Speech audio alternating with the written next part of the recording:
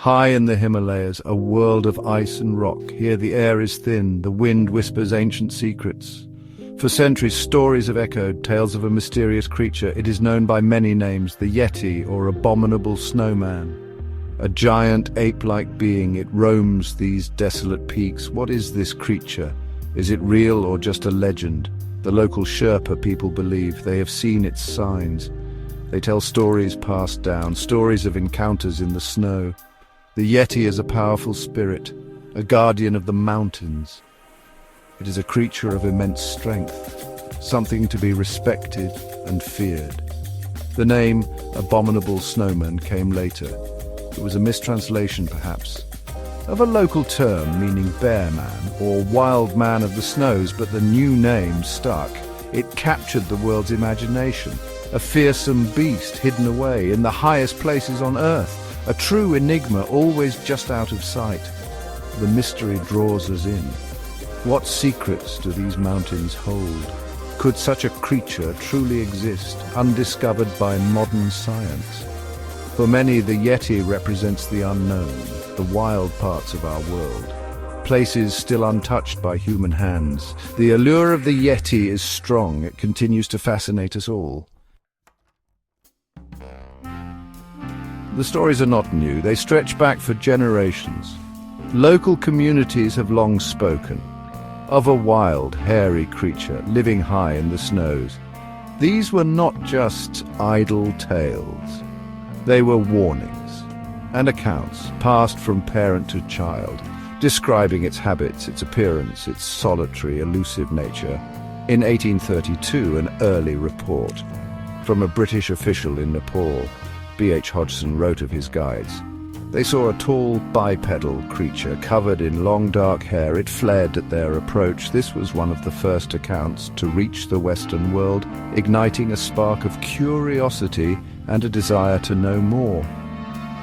Then came more intriguing reports. In 1925, Ena Tombazi, a photographer and a member of the Royal Geographical Society, he saw a figure in the distance, about 200 to 300 yards away.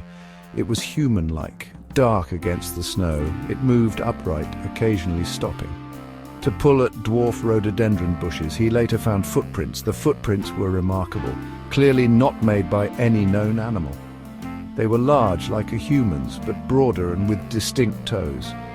Tombazi's sighting and the prints added a new layer to the legend. It suggested something tangible, something that left physical traces for others to find and examine. The 20th century saw many expeditions. Climbers and explorers ventured forth into the remote Himalayan valleys. They were searching for the Yeti, or at least for proof of it. Sir Edmund Hillary, conqueror of Everest, he too searched for this creature, driven by intriguing local tales and the mystery of the mountains. In 1951, Eric Shipton, a renowned British mountaineer, he photographed a series of large footprints at the Menlung Glacier near Everest. The images were incredibly clear. They showed a distinct ape-like foot. The photographs became famous worldwide. They fueled the debate intensely. Were these real or a clever hoax?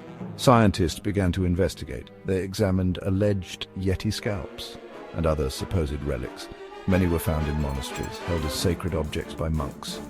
DNA analysis was later performed on some of these samples. The results often pointed to known animals, such as the Himalayan brown bear or the Tibetan blue bear. Yet not all evidence is easily dismissed. Some footprints remain puzzling. Some sightings are hard to explain. Could there be an unknown primate? Or perhaps a rare bear species, one that walks upright more often? The mountains are vast and secluded. It is possible they still hide secrets. The search for answers continues. The Yeti is more than just a legend. It has become a cultural icon. It appears in books and films, in cartoons and advertisements. The abominable snowman is famous around the entire globe, a symbol of the wild, the unknown, and the slightly frightening yet intriguing creature that lurks beyond our understanding. This fascination is powerful. It shows our desire to believe in something beyond our world, something mysterious and untamed. The Yeti represents that perfectly, a link to a more primitive time, when monsters and magic seemed real. It taps into a deep human curiosity about what else might be out there. For the people of the Himalayas, the Yeti is part of their heritage, not just a monster but a spirit, a part of the natural world. Its stories teach respect for the mountains, for the power and mystery of nature. It is woven into their folklore and their daily understanding of life in these high remote places. So why does the Yeti endure? Perhaps because the mystery is unsolved. There is no final concrete proof, no captive Yeti in a zoo. This allows our imaginations to roam, to wonder, to speculate, to dream. The Yeti remains a creature of shadow, a whisper in the Himalayan winds, and that is why it still fascinates us.